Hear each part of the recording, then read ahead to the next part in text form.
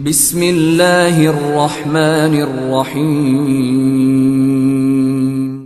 ذہین اور حساس، ذہین اور حساس لوگوں میں اور بست کی کیفیت، یہ مختلف سائیکلز ہیں جو آتی رہتی ہیں۔ کبھی طبیعت میں پشمردگی ہے، دل بجھا ہوا سا ہے، کچھ نا امیدی سی ہے، خود اپنے اوپر اعتماد کی کمی محسوس ہو رہی ہے، مجھ میں صلاحیت نہیں ہے، میں کچھ نہیں کر سکتا، اب تک جو کچھ کیا تقویٰ بھی ہے، امنگ بھی ہے، امید بھی ہے، روشن پہلو نظر آ رہے ہیں۔ قبض کی کیفیت میں تاریک پہلو نظر آتے ہیں، مایوسی کے پہلو نظر آتے ہیں، پیسیمزم کی کیفیت، اور یہ جو بست کی کیفیت ہے اس میں روشن پہلو۔ دیکھو یہ بھی تو ہے نا، آخر یہ بھی تو ہوا ہے اور بھی ہو سکتا ہے، آخر اب تک میں نے یہ کام بھی تو کر لیا، آگے بھی مشکلات ہو سکتی ہے۔ یہ دو کیفیات ہیں قبض اور بست کی، جن کو کہ صوفیاء کرام نے یہ اصطلاحات، یہ عنوان دیے، قبض اور بست۔ جتنی انسان کے اندر حساسیت کی کیفیت زیادہ ہوگی، ذہانت زیادہ ہوگی، اتنا ہی یہ جو ویوز ہیں اس کی ایمپلیٹیوڈ زیادہ ہوگی۔ کب ذہین انسان ہے، کب حساس ہے، آئیں گے تو صحیح ہے، لیکن یہ کہ وہ ویو جو ہے اس کا ایمپلیٹیوڈ جو ہے اس کے اندر اوپر اور نیچے کی کیفیت زیادہ نہیں ہو، لیکن جتنا یہ معاملہ بڑھتا ہے یہ جو ویو ہے اس کی ایمپلیٹیوڈ بڑھتا چلا۔ لیکن نارمل انسان کا معاملہ یہ ہے کہ یہ حدود کے اندر رہے، اسی کی ایک کیفیت جو ہے ایب نارمل جب ہو جاتا ہے، یہی ہے جو جدید ہماری جو سائیکولوجیکل میڈیسن ہے اس میں اسے مینیکس ڈپریسو سائیکوسس کہا جاتا ہے۔ مایوسی ہوئی تو اتنی ہوئی کہ جیسے کمر ٹوٹ کر رہ گئی، اور اسی ڈپریشن میں ہوتی ہیں خودکشیاں، خودکشی کر جاتا ہے۔ کچھ روشن پہلو نظر ہی نہیں آتا، کوئی امید کا پہلو نظر ہی نہیں آتا، کوئی صورت نظر نہیں آتی، کوئی امید بر نہیں آتی، کس طرف جاؤں، کدھر دیکھوں، کسے آواز دوں۔ اے ہجوم نامرادی دل بہت گھبرائے ہیں، اور جب آدمی محسوس کرتا I can't face these realities، یہ commits suicide۔ یہ اور جب کیفیت ہوتی ہے انشراح کی تو آدمی خوب بھاگ رہا ہے، دوڑ رہا ہے، امنگ ہے، محنت ہے، دوڑ رہا ہے، امیدیں ہیں، اب ہر چیز کا روشن پہلو نظر آ رہا ہے۔ اصل میں مجھے کچھ تجربہ بھی ہوا ہے، ہمارے خاندان میں بھی یہ مرض موجود رہا۔ میرے والد مرحوم کافی طویل عرصے اس مینیک ڈپریسو سائیکوسس کے مریض رہے۔ کچھ ہوتا ہے یہ معاملہ، ویسے بھی شاید ہمارا خاندان جو ہے اس کیٹیگری میں آتا ہے جس میں ذہانت نسبتاً کچھ زیادہ ہے، حساسیت بھی نسبتاً کچھ زیادہ ہے۔ یہ دوسری بات ہے کہ کوئی شخص جو ہے یہ فلسفے کے طور پر اختیار کر لے کہ اپنے آپ کو ڈھیٹ بنا لینا ہے، یہ فلسفہ بھی بن سکتا ہے، لیکن یہ ہے کہ اگر آدمی چھوڑ دے اپنی طبیعت کو تو یہ دونوں کیفیات آتی ہیں۔ انہی کیفیات میں اگر یہ جو اپورڈ اینڈ ڈاؤنورڈ موومنٹ ہے یہ ایک حد سے نکل جائے تو یہ بیماری ہے مینیک سائیکوسس، مینیک ڈپریسو سائیکوسس۔ اس میں جب آدمی ہوتا ہے وہ اپر کیفیت میں تو اس کے اندر بڑی عظیمت ہے، روشنی ہے، امید ہے، لوگوں سے گفتگو کر رہا ہے، حق بول رہا ہے، خوب جو ہے محفل کے اندر، اب وہ محفل میں اسے دلچسپی محسوس ہو رہی ہے اور اسے ہر چیز کا روشن پہلو نظر آ رہا، خود اپنے وجود کا بھی روشن پہلو، دوسروں کے وجود کا بھی، دوسروں کی بات میں سے بھی وہ اچھا پہلو تلاش کریں گے، وہ برا پہلو تلاش نہیں کریں گے۔ جب دوسری کیفیت ہے ڈپریشن کی، ہر ایک کی بات میں کوئی برائی نظر آئے، کوئی اس کی نیت کا فطور ہے، کوئی فساد ہے، کوئی یہ جو ہے بدنیتی کے ساتھ یہ بات کر رہا ہے، کوئی خیر کہیں ہے ہی نہیں، برائی ہی برائی ہے،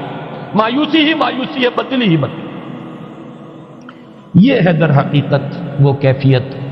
اس کو غالب نے بہترین انداز میں تعبیر کیا ہے۔ ذہین اور حساس انسانوں میں ان کی جو ترقی ہے وہ انہی مراحل سے ہو کر گزرتی ہے، اور ڈپریشن کے بعد، ڈپریشن میں اس سینس میں استعمال نہیں کر رہا، یعنی بیماری کی حد تک پہنچنے والی ڈپریشن نہیں، صرف قبض کی حد تک پہنچنے والا معاملہ۔ اس کے بعد جب بس آتا ہے تو آگے ترقی ہوتی ہے، جس کو آپ کہتے ہیں بائی لیپس اینڈ باؤنڈس، آدمی جو ہے چھلانگ لگاتا ہے، گویا کہ ایک درجہ جو پہلے تھا اس سے آگے درجہ انسان کا جو ہے اس سے بلند تر پوزیشن پر انسان پہنچتا ہے، قبض کے بعد جو نیا بست آتا ہے وہ ایک نئی کیفیت، نئی شان، نئی بلندی، نئی رفعت ہے۔ اس کو غالب نے تعبیر کیا ہے بہت خوبصورت انداز میں، رکتی ہے میری طبع تو ہوتی ہے رواں اور، یعنی شاعر بھی کبھی ایسا وقت آتا شعر جو ہے اس پر نازل ہی نہیں ہوتا، شعر نہیں کہہ پا رہا، طبیعت میں رکاوٹ سی ہے، بندش سی ہو گئی ہے، کوئی کلام موضوع ہو نہیں رہا، لیکن پھر جب یہ کیفیت جو ہے بدلتی ہے اور جب پھر بست کی کیفیت آتی ہے، رکتی ہے میری طبع تو ہوتی ہے رواں اور، پھر اس کے اندر ایک جولانی نئی ایک کیفیت جو ہے انشراح کی، وہ ایک بالکل نئی کیفیت، نئی شان کے ساتھ۔ یہ ہے وہ معاملہ جو ان آیات مبارکہ کے پس منظر میں ہے۔ اسی لیے اب میں آپ کو اس کا حوالہ دے رہا ہوں، تفسیر مظہری میں قاضی ثناء اللہ پانی پتی رحمۃ اللہ علیہ نے بہت عمدہ بات فرمائی کہ حالت قبض اگر کسی شخص پر طاری ہو تو اس حال میں اکسیر کا درجہ رکھتی ہے یہ سورہ مبارکہ، اس لیے کہ یہ نازل ہوئی ہے محمد الرسول اللہ صلی اللہ علیہ وسلم پر اسی حالت قبض میں۔ وَالضُّحَىٰ وَاللَّيْلِ إِذَا سَجَىٰ مَا وَدَّعَكَ رَبُّكَ وَمَا قَلَىٰ وَلَلْآخِرَةُ خَيْرٌ لَكَ مِنَ الْأُولَىٰ وَلَسَوْفَ يُعْطِيكَ رَبُّكَ فَتَرْضَىٰ أَلَمْ يَجِدْكَ يَتِيمًا فَآوَىٰ وَوَجَدَكَ ضَالًّا فَهَدَىٰ وَوَجَدَكَ عَائِلًا فَأَغْنَىٰ۔ یہ تمام آیات اب معلوم ہوگا کہ جیسے موتی پروئے ہوئے، ایک لفظ قبض، اب اس میں جو بھی واقعاتی اور جو میں نے آپ کو روایاتی جو بھی پس منظر بیان کیا وہ بھی فٹ بیٹھ رہا ہے، وہ خودکشی کا معاملہ بھی آ گیا، اس میں فٹ بیٹھ رہا کہ بخاری کہ حضور فرماتے ہیں کہ میری طبیعت پر اس درجے اضطراب تھا، اتنی کیفیت جو ہے میری تشویش کی تھی کہ میرے دل میں بار بار خیال آتا تھا کہ پہاڑ پر چڑھ کر اپنے آپ کو نیچے گرا دوں۔ یہ سارے معاملات اب آپ کو محسوس ہوگا جیسے تمام کڑیاں جو ہیں وہ جڑ گئی،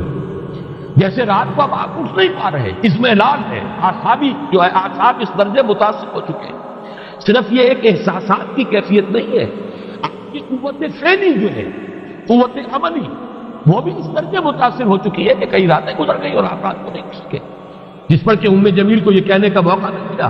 کہ معلوم ہوتا محمد تمہارا شیطان تمہیں چھوڑ۔ اب یہ جملہ اپنی جگہ پر اس کی کاٹ ہے یقیناً، اس سے یضیق صدروں کا بما یقولون، لیکن وہ کیفیت جس کی وجہ سے یہ جملہ آیا ہے اس پر نگاہ دوڑائیے، اس پر نگاہ کو مرکوز کریں گے تو معلوم ہوگا ایک لفظ قبض،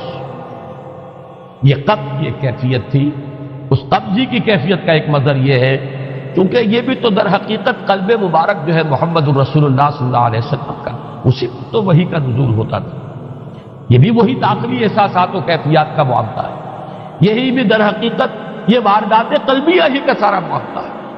اس کو آپ خارج سے تعبیر نہیں کر سکتے، نہ ابھی کوئی ایسے مصائب تھے، نہ ایسی کوئی مشکلات تھی، نہ ابھی کوئی رد و قضا ایسی شروع ہوئی، نہ ابھی کوئی بحث و نزاع کا معاملہ ایسا ہوا، نہ کوئی ابھی کوئی فزیکل پرسیکیوشن شروع ہوئی، یہ سب داخلی ہی کیفیات ہیں، اور ان داخلی کیفیات کے حوالے سے ان سورہ مبارکہ کو اگر صحیح سمجھا ہے تو صوفیہ نے سمجھا۔ وہ جو اقبال کا شعر ہے کہ کچھ جو سمجھا میرے شکوے کو تو رضواں سمجھا، مجھ کو جنت سے نکالا ہوا انسان سمجھا، اور کون سمجھے گا؟ وہ تو سمجھے گا کہ دکھے ہوئے وہ دل کی صدا ہے، وہ کیا ہے جو اقبال کی وہ ایک نظم ہے پرندے کی فریاد، گانا اسے سمجھ کر خوش ہونا سننے والے، یہ تو در حقیقت ایک دکھے ہوئے دل کی صدا فریاد، یہ صدا ہے۔ تو یہ کیفیت جو ہے رضوان سمجھ سکا ہے جو کہ داروغہ جنت ہے، اس نے سمجھا یہ وہی آدم جو نکالا گیا تھا یہاں سے، یہ اس کی فریاد ہے۔ کچھ جو سمجھا میرے شکوے کو تو رضواں سمجھا، مجھ کو جنت سے نکالا ہوا انسان سمجھا۔ تو واقعہ یہ ہے کہ اس سورہ مبارکہ کا صحیح فہم ہوا ہے وہ امام راضی کو حاصل ہو ہی نہیں سکتا، وہ عقل اور منطق کی گتھیاں سلجھانے والے آدمی ہیں، اپنی جگہ ان کی کنٹریبیوشن، یہ لغت اور ادب کا کوئی خاص مسئلہ اس میں ہے ہی نہیں کہ زمخشری اس میں کوئی جولانی دکھائیں اپنی،